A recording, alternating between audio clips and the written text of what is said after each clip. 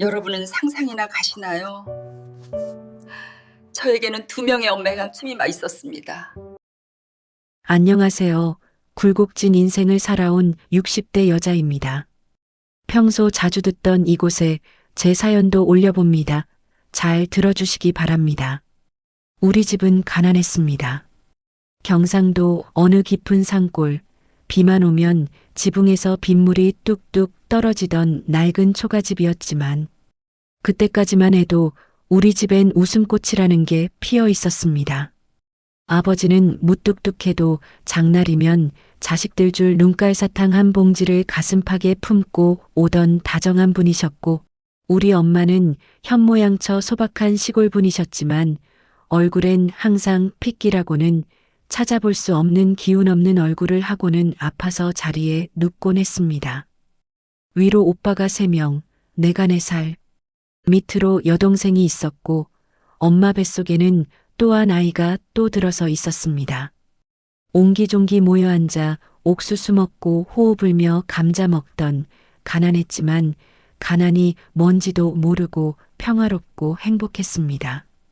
우리 집에 그 찬란했던 여름은 막내 남동생의 울음소리와 함께 끝이 났습니다. 원래도 몸이 종이장처럼 약했던 엄마는 막내를 낳고 나서 기력을 회복하지 못했습니다. 그러던 어느 날 아침이었습니다. 여느 때처럼 아침밥을 지으려 일어난 엄마의 비명이 안방을 갈랐습니다. 여보, 여보, 내 눈이 이상해. 앞이 안 보여. 아버지가 자다 말고 뛰쳐나갔고 잠결에 깬 우리 남매들도 엄마 방으로 모여들었습니다. 엄마는 초점 없는 눈을 커다랗게 뜨고 허공을 더듬고 있었습니다. 엄마, 왜 그래? 나 여기 있어. 나 정아야. 제가 엄마의 손을 잡았지만 엄마의 눈동자는 저를 보지 못하고 덜덜 떨리고만 있었습니다. 엄마의 눈은 앞을 볼 수 없게 됐습니다. 포도막염으로 실명을 하게 된 것입니다. 엄마의 실명은 곧 집안의 몰락이었습니다.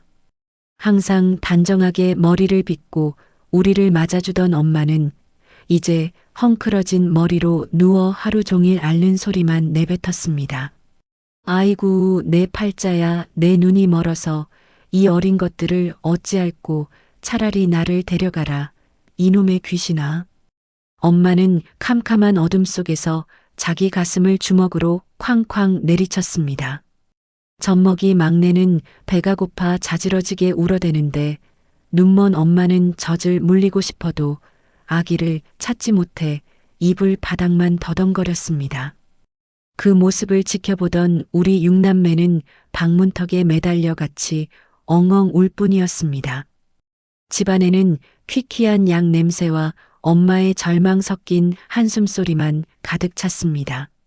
엄마는 누운 채로 저를 불러 떨리는 손으로 제 얼굴을 만져보곤 하셨습니다. 정아야, 우리 넷째 얼굴이 어떻게 생겼더라. 엄마가 잊어버리면 안 되는데. 우리 딸, 엄마 때문에 고생이 너무 많구나.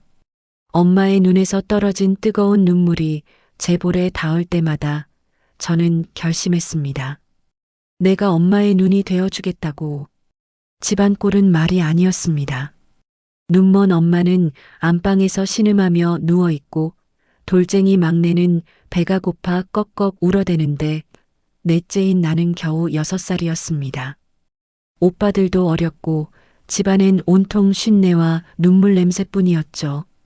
그러던 어느 날 큰엄마가 낯선 여자 한 명을 데리고 마당으로 들어섰습니다. 아버지는 미리 알고 있었다는 듯 툇마루에 앉아 담배를 태우고 계셨지요. 여보게, 애들이 젖골인데 언제까지 장님 마누라만 끼고 살 텐가? 애들 밥은 해 먹여야지. 이 사람이 손끝이 매무새 있고 야무지니 오늘부터 살림 맡아줄 걸세. 큰엄마의 말이 끝나기 무섭게 보따리를 든 그 여자가 마루 위로 성큼 올라왔습니다. 그 여자는 마당에 줄줄이 서 있는 우리 6남매를 훑어보더니 인상부터 찌푸렸습니다. 어머나 형님, 애들이 왜 이렇게 꾀죄죄해요? 장님 밑에서 자라서 그런가 아주 거렁뱅이가 따로 없네. 그 여자의 첫마디에 우리는 약속이라도 한 듯 뒷걸음질을 쳤습니다. 아버지는 헛기침을 하더니 우리를 불렀습니다. 얘들아, 인사해라. 오늘부터 너희들을 돌봐줄 새엄마다. 하지만 안방에서는 눈먼 우리 엄마의 마른 기침 소리가 들려오고 있었습니다. 엄마가 살아있는데 바로 저 방에 누워있는데 새엄마라니요. 눈먼 엄마는 허공을 향해 손을 내저으며 떨리는 목소리로 물었습니다. 누구시오? 여보, 이게 무슨 소리요? 누가 온 거요? 아버지는 대답 대신 방구석으로 고개를 돌렸고 그 여자는 보란 듯이 제 팔을 낚아챘습니다. 얼마나 세게 쥐었는지 작은 팔에 손자국이 빨갛게 남았죠. 야, 넷째라고 했지? 내가 여기서 제일 영악하게 생겼네. 그 여자가 들어온 그날부터 우리 집의 공기는 얼음장처럼 차가워졌습니다. 아버지가 일하러 들판으로 나가기만 하면 새엄마는 기다렸다는 듯 마루에 앉아 긴 담배를 피워 물며 저를 불러냈습니다. 새엄마는 6살인 나에게 자비란 없었습니다. 내가 영악하게 생겼다며 모든 집안 살림을 시켰습니다. 6살인 제가 차가운 냇가에 가서 그 무거운 빨래를 해오면 칭찬은커녕 매질이 기다리고 있었습니다. 빨래가 덜 말랐다느니 때자국이 남았다느니 하며 제 종아리를 사정없이 후려쳤지요.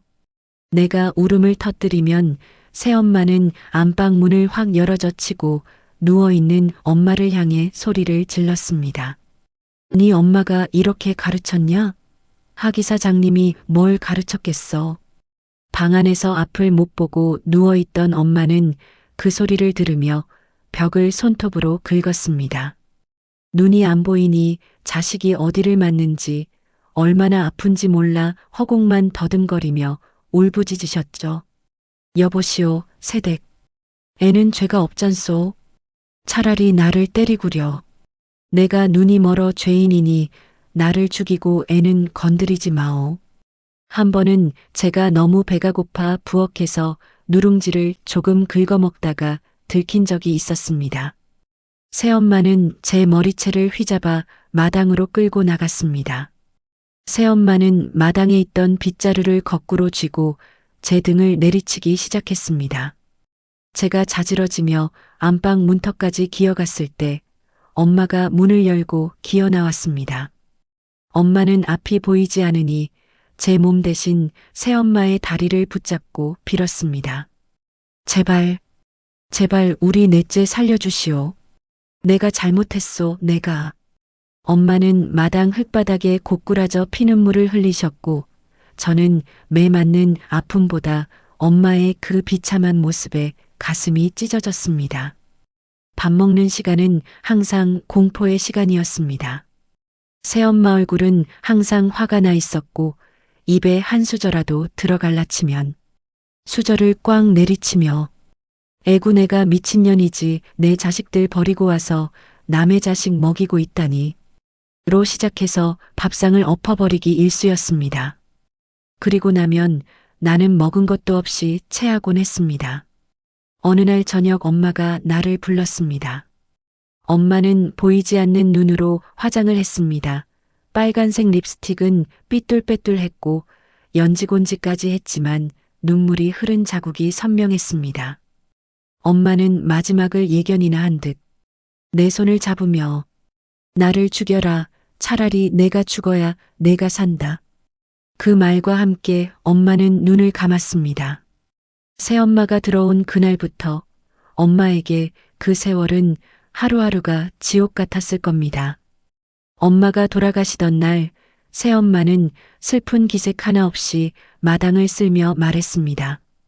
저 방에 누워있는 꼬락선이 보기 싫었는데 입 하나 줄고 이제 살 것 같네. 하지만 우리 오남매들의 통곡은 산천을 울렸고 아무것도 모르는 막내는 어미젖을 찾기 바빴습니다. 엄마의 관이 나가던 날 마을 사람들이 모여 상여를 맺습니다. 가난한 집안이라 화려한 상여는 아니었지만 하얀 국화꽃 몇 송이 얹힌 그 꽃상여가 마당을 나설 때 저는 상여 뒤를 붙잡고 실성한 사람처럼 울었습니다. 아버지는 먼 산만 바라보며 담배를 태우셨고 상여는 굽이굽이 산길을 따라 멀어져 갔습니다. 그날 밤 엄마가 계시던 텅 빈 안방에선 퀴퀴한 약 냄새 대신 새엄마가 피우는 매캐한 담배 연기만 가득 찼습니다. 새엄마는 내가 영악스럽다며 유독 나만 더 미워했습니다. 하루는 새엄마가 술에 잔뜩 취해 넋두리를 했습니다. 새엄마가 우리 집에 들어오기 전 전남편과의 삶은 그야말로 지옥불이었다고 합니다. 새엄마의 전남편은 동네에서 알아주는 개차반 망난이었습니다. 일은커녕 노름판에서 살며 가산을 탕감했고 술에 취해 집에 오면 애먼 아내를 죽도록 두들겨 팼습니다. 더 기가 막힌 건 시어머니였습니다. 아들이 며느리를 패는데도 내 아들이 오죽하면 때리겠냐? 여자가 집안을 못 일으키니 매를 맞는 거다라며 되레 며느리 등짝을 후려치던 독한 노인네였죠. 결국 그 여자는 살기 위해 도망쳤습니다. 아들 둘에 딸 하나, 제 배 아파 낳은 자식 셋을 그 지옥 같은 소굴에 던져두고 야반도주를 한 겁니다. 내 자식들 우는 소리가 등 뒤에서 들리는데 내가 살아야겠기에 내가 죽으면 저것들도 죽는다 싶어서 신발도 못 신고 산을 넘었어. 그런데 넷째 너를 보니까 내버리고 온 자식들 생각이 나서 그게 그리 밉더라. 너는 손끝도 야무지고 영악스러워서 내 자격지심인지 네가 밉더라. 내 자식들은 그 미친 애비한테 매 맞고 있을 생각하니 눈이 뒤집히더라.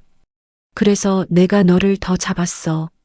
너를 잡아야 내 마음속에 불이 좀 꺼지는 것 같아서. 그 여자의 넋두리는 충격적이었습니다.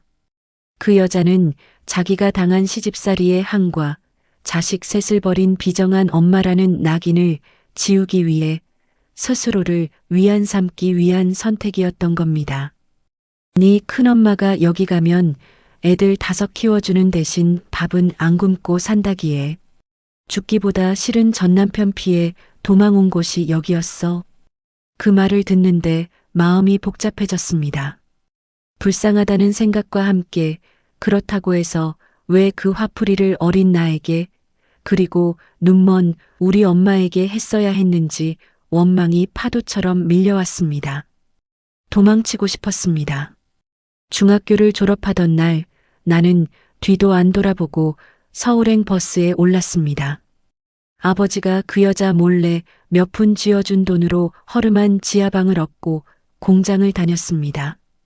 힘들었지만 새엄마 밑에서 있을 때보다는 천국이었습니다. 새엄마의 구박보다 더 제 가슴을 후벼 판 건 아버지의 지독한 장남 발악이었습니다. 우리 집은 끼니 때우기도 힘든 형편이었지만 아버지는 큰오빠라면 자다가도 벌떡 일어나셨죠. 넷째야, 너는 가신하니까 좀 참아라. 우리 집안 일으킬 사람은 내 큰오빠밖에 없어. 장남이 잘 돼야 너희들도 덕을 보는 거다. 아버지는 그 어려운 살림에도 어디서 돈을 구해오시는지 큰오빠가 장사하겠다고만 하면 앞뒤 가리지 않고 미천을 대주셨습니다. 우리 엄마 약 한 첩 못 써보고 눈이 멀었는데 아버지는 속까지 팔고 땅까지 담보 잡혀 큰오빠 손에 뭉칫돈을 쥐어주었죠. 하지만 큰오빠는 그 기대를 번번이 배신했습니다. 아버지, 이번엔 진짜예요. 서울에서 이 사업만 대박 나면 우리 집 기와 올리고 새엄마한테 비단옷 사드린다니까요. 큰 소리치며 나간 큰오빠는 1년도 안 돼 빈털터리가 되어 돌아오기 일쑤였습니다. 한 번은 닭집을 한다더니 술로 세월을 보내다 말아먹고 그 다음엔 공장을 한다더니 사기를 당해 빚만 잔뜩 졌습니다. 야, 넷째야. 오빠가 이번에 좀 꼬였다. 내 월급 탄 거 있지? 그거 일단 좀 빌려주라. 아버지 아시면 쓰러지신다. 뻔뻔하게 손을 내미는 큰오빠 뒤에서 새엄마는 얄밉게 거들었습니다. 야, 오빠가 장남인데 동생인 내가 도와야지. 너는 돈 벌어서 다 어디다 쓰냐? 친정 식구들 굶어 죽게 생겼는데 내 입에 밥이 들어가? 이기적인 큰오빠와 새엄마는 이상하리만큼 쿵짝이 잘 맞았습니다. 빈털터리가 된 큰오빠는 내 자취방에 툭하면 나타나더니 갈 데가 없다며 아예 눌러앉아 버렸습니다. 그런 큰오빠는 결혼시키려는 아버지의 끊임없는 맞선 자리에도 주제에 콧대만 높아 번번이 여자들을 싫다더니 결국은 결혼도 못하고 혼자입니다. 그리고 우리 집에서 머리가 영특했던 둘째 오빠, 그 모진 환경에서도 책을 놓지 않더니 결국 이름만 대면 아는 명문대에 합격했습니다. 아버지는 소를 팔아 오빠 등록금을 댔고 나는 공장에서 잔업을 해가며 오빠 뒷바라지를 했습니다. 그런데 오빠는 성격이 굉장히 내성적이었습니다. 머리가 좋아 공부해서 박사학위를 몇 개나 땄습니다. 박사학위 수집이라도 하는지 계속 공부만 했지 취업해서 돈 벌 생각은 안 하고 그저 은둔형 공부벌레였습니다. 누구 만나는 사람도 없이 그저 공부가 취미였나 봅니다. 그 오빠 역시 나한테 붙어 기생했습니다. 서울만 가면 불행은 끝날 줄 알았습니다. 하지만 새엄마는 시골 농사도 내팽개치고 툭하면 서울 자취방으로 들이닥쳤습니다. 오셨어요. 내 인사에 돌아오는 건 늘 짜증 섞인 욕설이었습니다. 야, 집구석 꼬락서니가 이게 뭐냐? 주제에 돈 좀 번다고 집구석하고는? 하루는 정말 사달이 났습니다. 내가 무슨 대꾸를 한 것도 아니었는데 새엄마는 분이 안 풀리는지 내 머리채를 휘어잡고 화장실로 끌고 갔습니다. 야, 네가 돈 좀 번다고 유세 떠냐? 네 눈깔엔 내가 우습지? 차가운 타일 바닥에 내동댕이 쳐진 뒤 제 머리는 그대로 변기통 속으로 처박혔습니다. 윽. 변기물이 코와 입으로 들어오는데 죽고 싶다는 생각보다 이 여자에게서 도망쳐야겠다는 생각이 번쩍 들더군요. 그 모습을 지켜보던 오빠들은 지들도 그 여자가 무서워서인지 지켜만 보고 있었습니다. 나는 다니던 공장에서 나이가 좀 있는 반장님과 이른 나이에 결혼을 했습니다. 남편은 참 착한 사람이었습니다. 내 상처를 다 보듬어주는 사람. 내 안의 책임감이라는 괴물은 나를 쉬게 두지 않았습니다. 아버지가 위암 판정을 받으셨을 때 장난바라기로 자기밖에 모르던 큰오빠가 있었고 머리가 좋아 수제 소리를 듣던 둘째 오빠도 있었고 밖으로만 돌며 사고치던 셋째 오빠도 있었지만 결국 병원비를 감당하고 수발을 드는 건 미움받던 넷째인 저였습니다. 친정 식구들이 모이면 밥값은 당연히 우리 집 몫이었죠. 넉넉하지 않은 살림에도 나는 막내 남동생을 우리 집에 데려다 먹이고 입혔습니다. 막내야, 너 누나 말 잘 들어. 월급 받으면 다 쓰지 말고 누나가 관리해 줄 테니까 적금이라도 들자. 그래야 나중에 장가라도 가지. 막내를 생각해서 한 일이었는데 이 얘기를 들은 새엄마는 아버지가 입원한 병원 복도에서 사자후를 내뱉으며 내 머리끄댕이를 잡고 흔들었습니다. 야, 이 도둑년아. 네가 뭔데 막내 돈을 가로채. 네가 뭔데. 네가 우리 막내 돈 다 써버리려고 그러지. 이 영악한 년. 엄마, 그게 아니고요. 막내 장가 보내려고. 말도 끝내기 전에 뺨이 얼얼해졌습니다.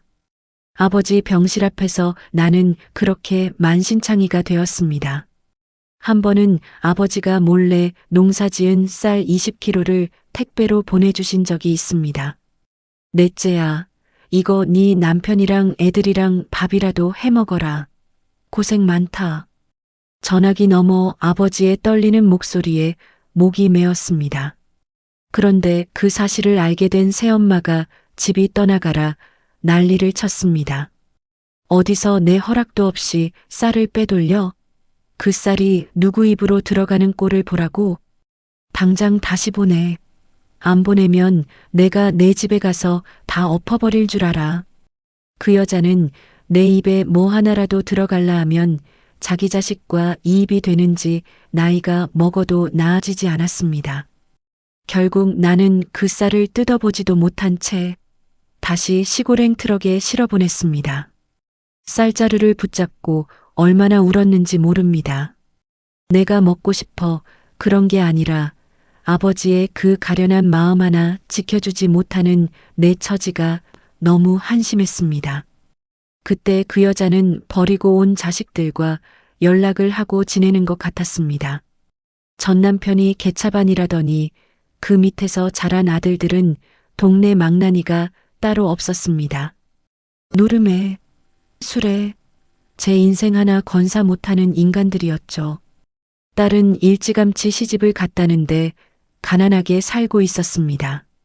그 자식들이 커서 자기 엄마를 찾아오기 시작하더군요. 내가 아버지 약값하라고 막내 동생 앞날 생각해서 쥐어준 꼬깃꼬깃한 돈 봉투들. 그 돈이 다 어디로 갔나 했더니 바로 그 망나니 자식들 입으로 들어가고 있었습니다. 하루는 제가 예고도 없이 집을 내려간 적 있었습니다. 자, 이거 얼른 가져가라. 그리고 내 누이네 집 쌀 떨어졌다니까. 가는 길에 좀 들러주고. 우리 집 넷째 년이 눈치가 보통이 아니니까 절대 들키면 안 된다. 알았냐? 피가 거꾸로 솟는다는 게 이런 기분일까요? 쌀 20kg 내놓으라며 소리를 고래고래 지르던 여자가 자기 친자식들에게는 몰래 돈이며 쌀이며 퍼날랐던 겁니다. 새엄마, 지금 뭐 하시는 거예요? 저 돈이 어떤 돈인데? 우리 아버지 수술비 내고 약 사라고 아껴 보낸 돈인데 그걸 왜 저 사람들한테 줘요? 제가 소리를 지르자 새엄마는 오히려 적반하장으로 눈을 부라렸습니다. 아, 이년아, 내가 이 집 들어와서 너희들 키워준 값이 얼마인데 이까짓 돈 가지고 난리야? 내 자식들 굶어 죽게 생겼는데 애미가 돼서 모른 척해. 니들 안 굶고 살아있는 거 내 덕인 줄 알아 하며 표독스럽게 말했습니다. 얼마 후 아버지는 돌아가셨습니다. 아버지가 돌아가시고 나니 그 기세등등하던 우리 집 풍경도 한순간에 바뀌었습니다. 아버지는 돌아가시기 직전까지도 새엄마의 기에 눌려 사셨지만 아버지가 세상을 떠나자마자 새엄마가 그토록 공들였던 가족의 성벽은 모래성처럼 허물어지기 시작했습니다. 그 여자가 우리 돈 빼돌려 금이야 옥이야 뒷바라지했던 전 남편의 자식들. 그 망나니 아들들은 아버지가 남긴 코딱지만한 밭대기 하나까지 다 처분해서 서울로 도망치듯 떠나버렸습니다. 엄마, 이제 여기 볼 일 없잖아. 돈 되는 건 우리가 챙겨갈 테니까 엄마는 알아서 해. 우리도 먹고 살기 바빠. 그 여자가 길바닥에 주저앉아 아들놈들 바짓가랑이를 붙잡고 울었답니다. 그래 니놈들아 사라져라. 애미 자격도 없는 내가 나살겠다고 어린 니들을 버리고 온 내가 무슨 자격으로 니들을 붙잡겠냐. 그래도 내가 너희를 어떻게 키웠는데 남의 자식들 뺨 때려가며 번 돈 다 너희 입에 넣어줬는데 나를 버리고 가느냐 며 절규했지만 지 애미를 닮아 독해진 그 자식들은 뒤도 안 돌아보고 떠났습니다.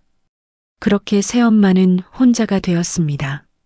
몇 년 뒤 제가 우연히 들은 새엄마의 소식은 처참했습니다. 서울 변두리 낡은 월세방에서 폐지를 주우며 살고 있다는 것이었죠. 하루는 마음이 복잡해 그 여자가 산다는 동네를 찾아갔습니다. 멀리서 본 그 여자의 뒷모습은 예전에 그 표독스럽던 독사가 아니었습니다. 허리는 기역자로 굽었고 머리는 하얗게 쉬어 힘없이 리어카를 끌고 있더군요.